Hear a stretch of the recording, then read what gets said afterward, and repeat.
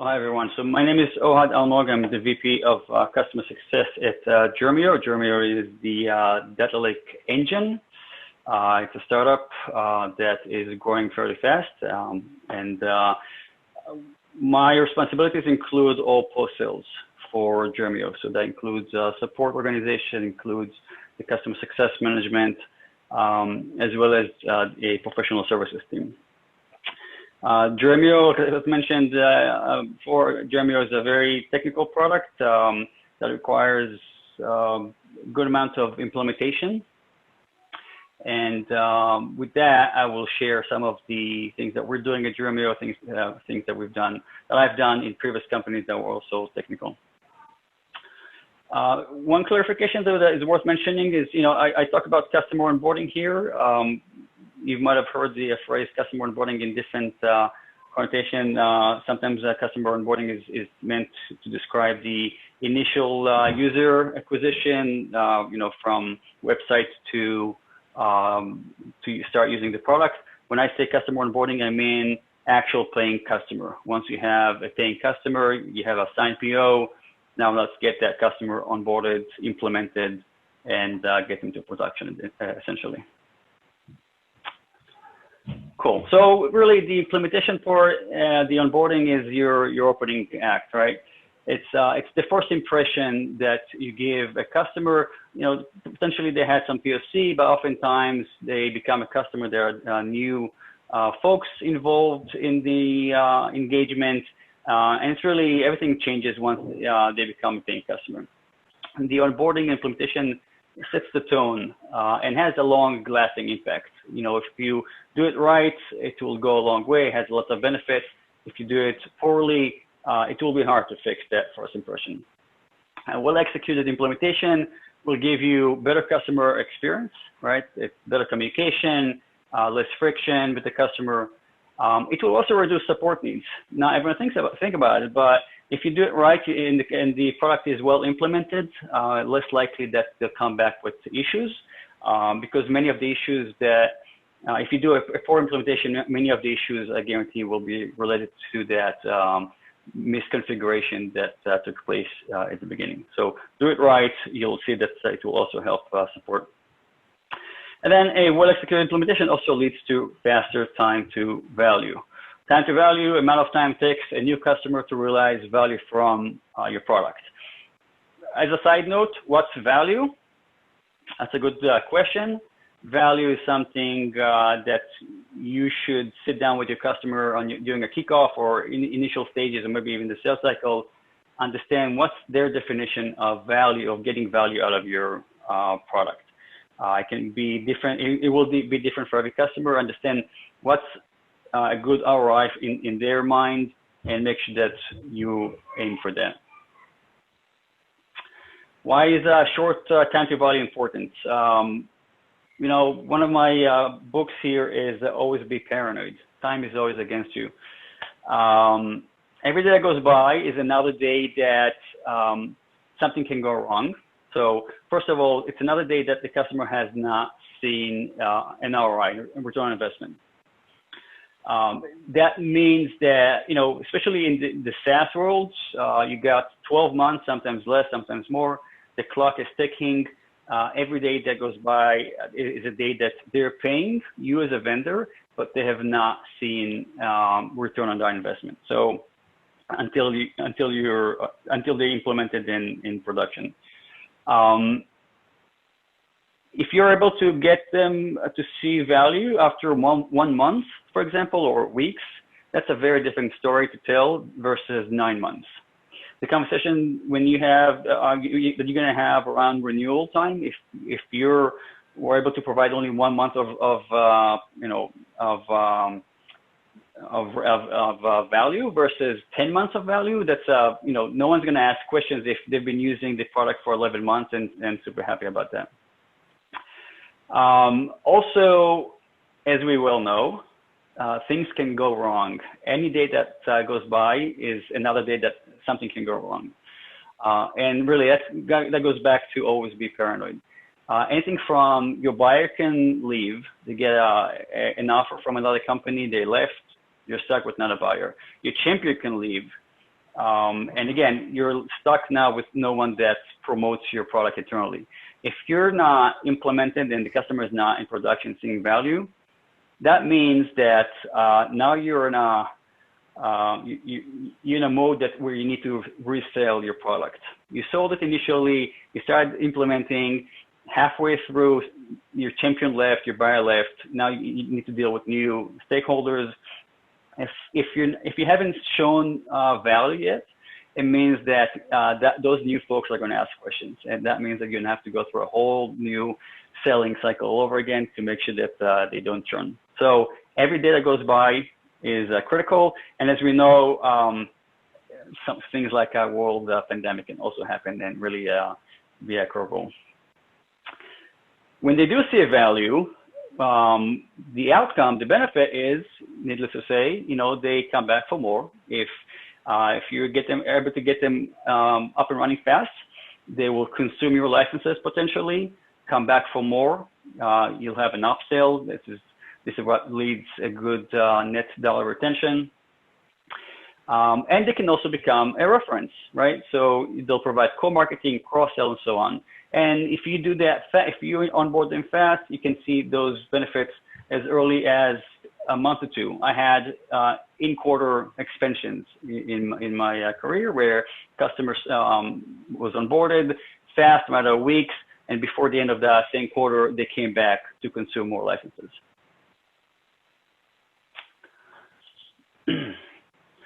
So how do we make that time to value short? First of all, kick off the engagement quickly. You got a PO, you move the Salesforce opportunity to one close, have some automatic trigger, have a process in place so that someone can get the ball rolling. Don't let it sit there for weeks until you get the kickoff meeting and the engagement and so on. Try to move with some sense of urgency. Try to kick off the engagement the same week, maybe not more than 1 or 2 weeks after they become a customer. There's also usually a momentum that you can benefit from. The customer is excited to finally get the PO signed. Use that momentum, get things off the ground fast. Understand the scope, identify potential roadblocks early. And this is super important for multiple reasons. It's worth to spend the time understanding what the customer is trying to do. Spend some more time understanding what the environment is like. Identify any blockers means that if there's any gap that between what they expect and what your product can do, the earlier you identify that, the better. It gives you some time to fix it. Maybe it gives you some time to go back to stakeholders and discuss or something. But if you find that there's a product gap 3 months into it, you just wasted 3 months. So the earlier you find out about that, the better. Agree on priorities and timelines with key stakeholders on the customer side. This is something that I usually do during a kickoff meeting. I bring in senior stakeholders from the customer side, sometimes the buyer, sometimes other folks that are senior, and we agree that what priorities this will have internally on their end, as well as what's the expected timeline.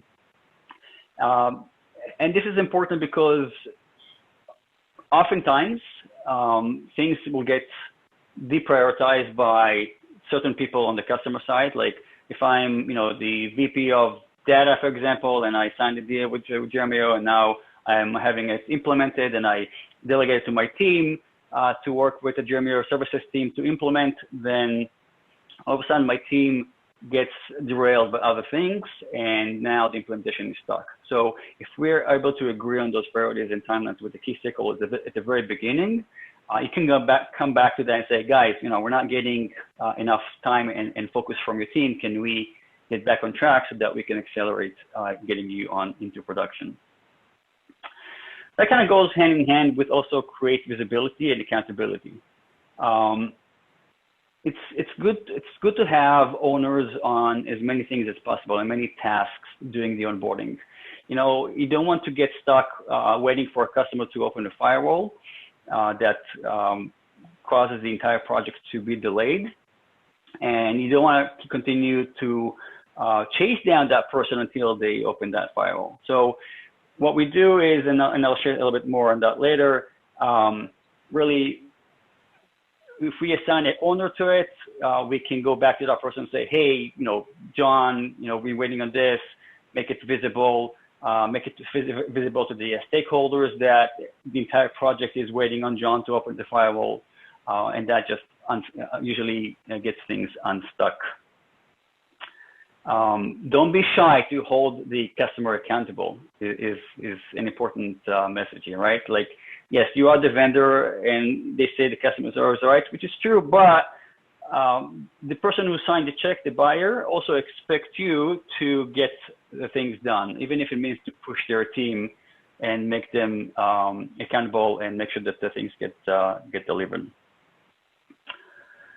Have a dedicated implementation team. We'll talk about that a little bit later. What does that mean? There are different options that you can choose from. It depends on your product, depends on your stage, but definitely having someone who is dedicated to just implementation will help with the focus. It's someone that is focused only on the implementation. They don't get pulled into different tasks or different priorities. And that, again, kind of goes back to accountability, right? If you have someone that is in charge of implementation, they'll be more focused and they can be held accountable.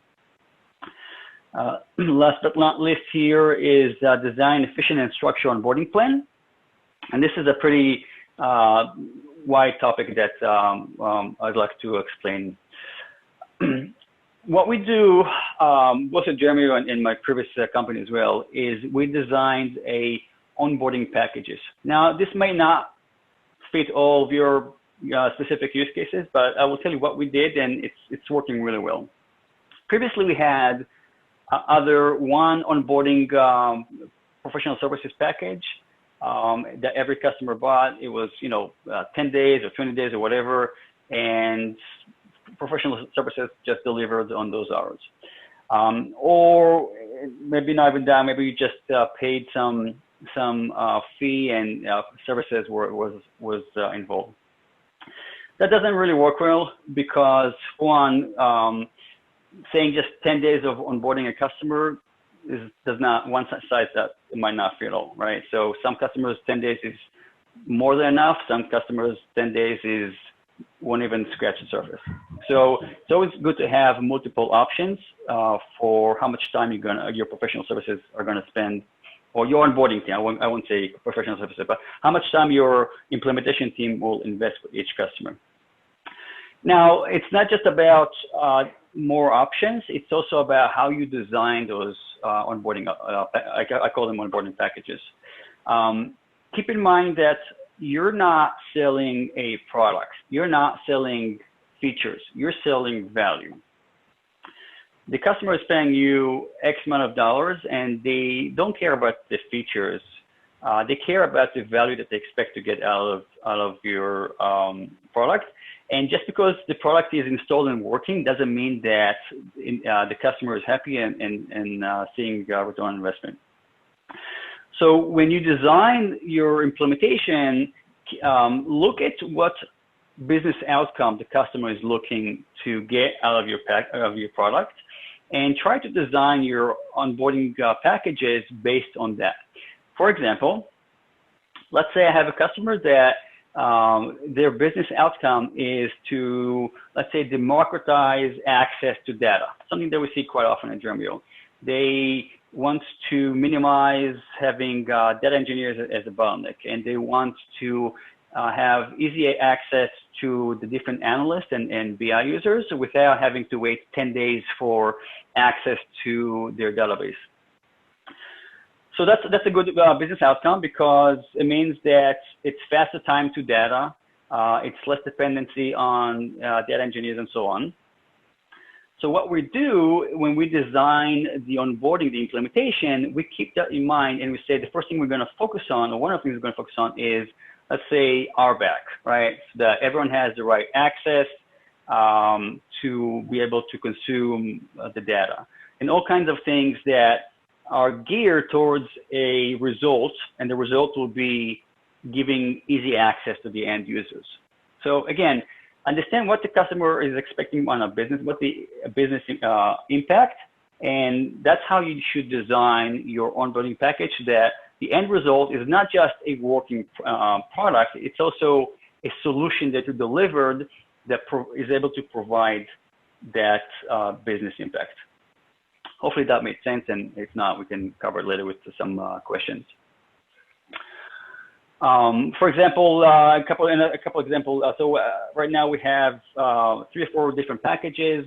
It's it's also from complexity perspective. So X amount of dollars if you're a small customer with less complicated needs, but also have fairly simple business impact expectations, all the way to an enterprise where you need to include compliance and security and maybe migration to cloud technologies, all kinds of major business aspects, and the implementation team will focus on that. And when you design those packages, you keep those in mind and you put more focus on those deliverables. When you look at the implementation, treat it as a project. Try to make it as defined as possible. Have a beginning and an end. Don't end up with a customer that is still being onboarded 9 months into it. Like, define a beginning, define an end. Try to make it 2 months or 1 month or whatever time it takes, and try to aim for that period, for that end. And if you exceed, you have to have alerts and so on to understand why it's exceeding that timeline.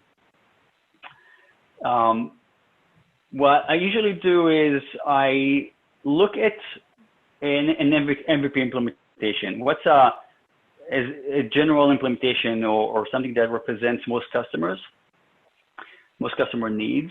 I take that implementation and I break it down into tasks. Now, as a side note, you have to generalize it, right? It's always don't come and say, yeah, but each customer is different. Sure, of course, each customer is different, but let's focus on the things that are similar, right?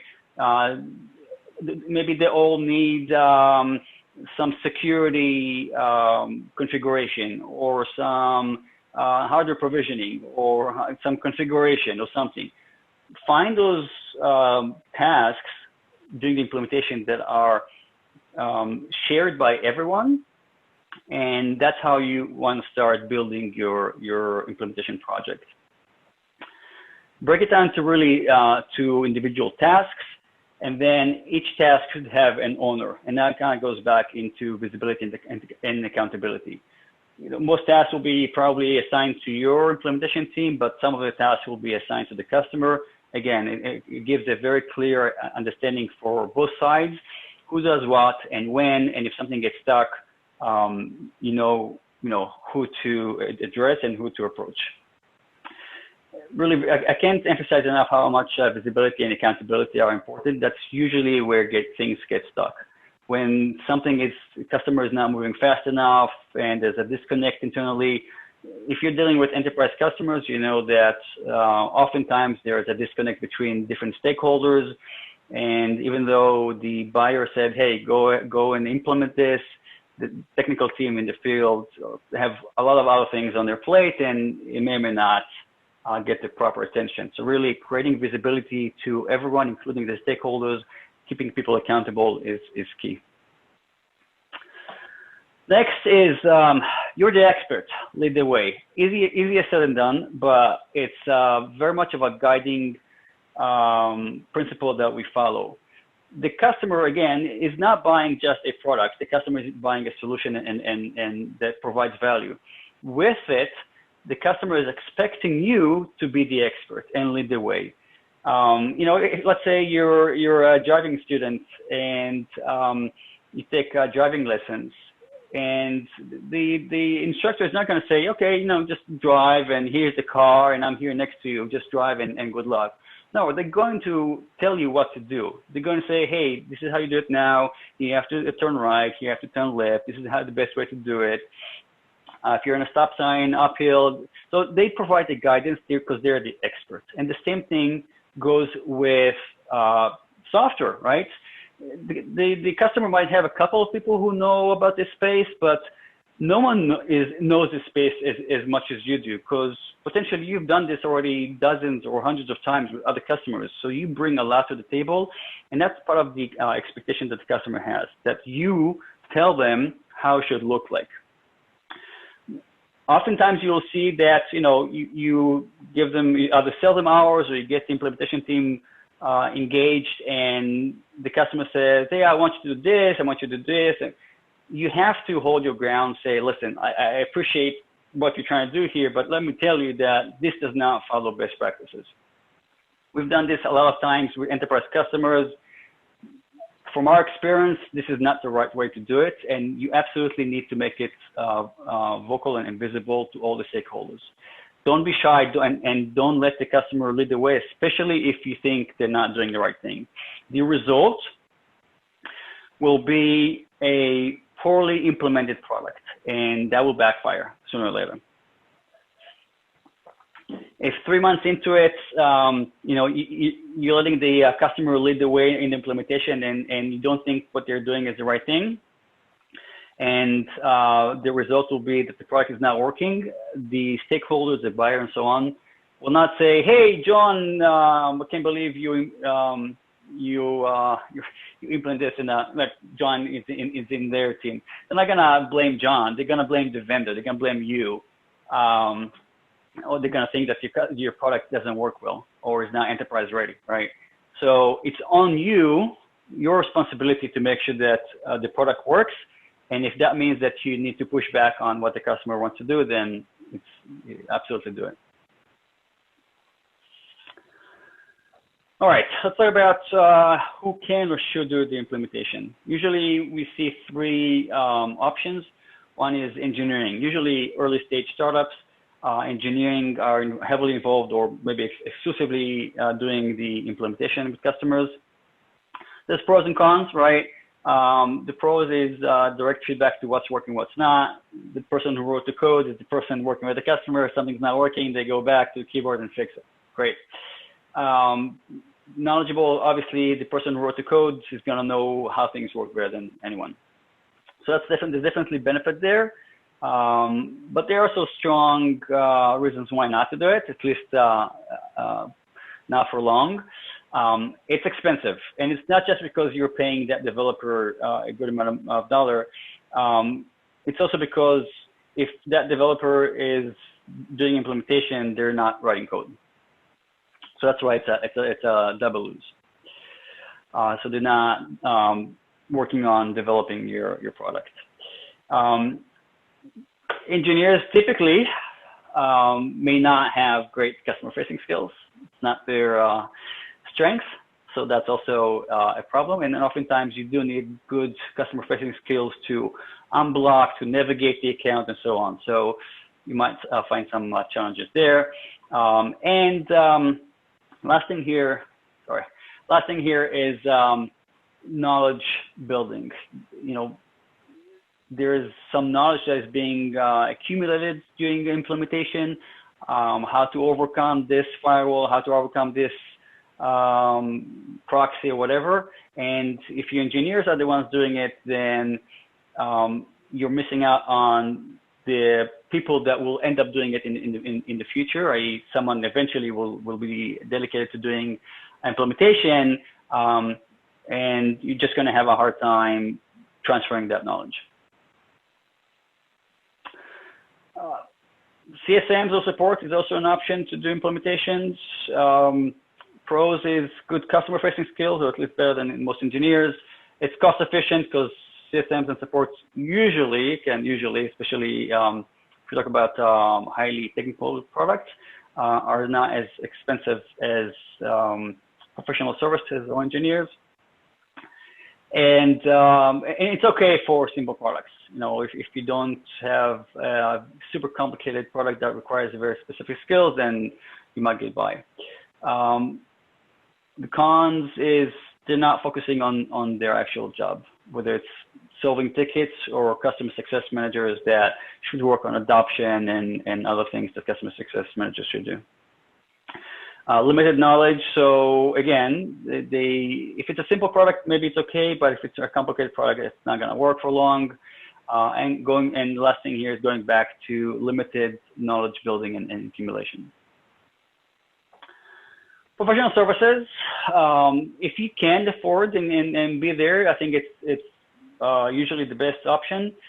Even if you have one person, you don't have to have a whole team, but even if you have one dedicated person, then you can set the foundations, and there's a lot of benefit to that. First of all, you bring someone who is knowledgeable and provides best practices. And again, going back to what I said earlier, the customer expects more than just knowledge around your product. They expect guidance and you being an expert, and that's what a professional services architect or consultant can provide. Most likely, because they're more knowledgeable and professional, you'll be able to get a faster time to value. And it's just a dedicated resource that all they do is focus on getting the customer up and running as fast as possible. Last but not least is the knowledge transfer and building. They can start building a knowledge base, cheat sheets, and a lot of information that will help making the onboarding process better. The con, again, the reason against professional services is the main one is really it's expensive. It's another headcount, unless, with an asterisk here, unless margins are positive or at least break even. So if you're able to get your, if you sell professional services to customers and you're able to get them to at least break even, then that problem is much less painful. So how do we build a strong PS? So expert in your space, again, is more accurate and correct if you have a technical product. But if you're bringing an expert in your space, again, it's a lot more than just providing an implementation. For example, both Dremio and my previous company, Harness was a DevOps space. Dremio is the big data. It's not just about, the product is never a standalone solution. It's something that lives in the whole ecosystem. It integrates with other tools and it's part of the process. So being able to provide that knowledge and expertise on the entire ecosystem of the customer will go a long way. Skills versus geography. Even before COVID started, I'm here in the Bay Area, and several years ago already, I realized that the talent pool around here is way too small, especially for high growth companies. So hopefully by now you've perfected your ability to work remotely and hire remotely. And if that's the case, absolutely, I would recommend continuing to hire experts and services team globally, or at least within the US. Definitely, I think you should prioritize skills over geography. Everything is done remotely. Even before COVID, most things were done remotely. More skillful, more expensive. Be prepared to spend money. Professional services folks, they're people that have been focusing on, that usually have a very specific skill set. They're experts in their field. Usually they're in high demand, and usually they'll be more expensive. So keep that in mind, and it's okay because it will return, it will give good dividends. Most professional services team, you talk about billable hours, right? So you want to use a good tool to record the hours they spend with customers. I recommend also working with a project management tool. You're probably thinking, what is he talking about? Like, we're 10 people startups, we barely start using Salesforce. I get it, but starting early, it's not a bad idea. It will put good foundations in place. It will save you a lot of headache down the road. And it will just save you a lot of pains along the way, growing pains. So time recording tools, project management tools is great to start from really the first implementation project. As a side note, time recording tool for professional services also gives you, if it's done correctly and people really put in the time they spend, it will give you a rare visibility into how your professional services spend their time. And that will help tremendously as you try to optimize, understand where they spend time and where things can get better. Because ideally they will say, hey, I spent 5 hours with this customer doing this task, and then I spent 3 hours on this task, and I had to spend 5 hours troubleshooting this problem and so on. So then you run report and say, wow, 50% of their time they spend troubleshooting. So maybe we need to increase our support team and offload troubleshooting to our support team versus having professional services do troubleshooting. So stuff like that. So you'll get really good visibility. Try to avoid professional services or implementation team doing dev work. Very common, people say, hey, it's just a plugin. Let's have professional services do it. Most professional services, most implementation teams, they're very much technical. They're hands on keyboard. So, they almost love the idea of working through the weekend and coming up with some hack. Maybe good initially, and sometimes you can't avoid it. But long term, you're gonna regret it. It's not supported by the product. It doesn't have a release cadence. The person who wrote it will leave at some point the company, and then no one really knows what happened there, what they did. So, and again, it goes back to really, is that how you want to have your implementation team spend their time? So sometimes you're going to have to, sometimes there's no way around it, but as much as you can, try to avoid having dev work and having professional services write code that will be part of the product.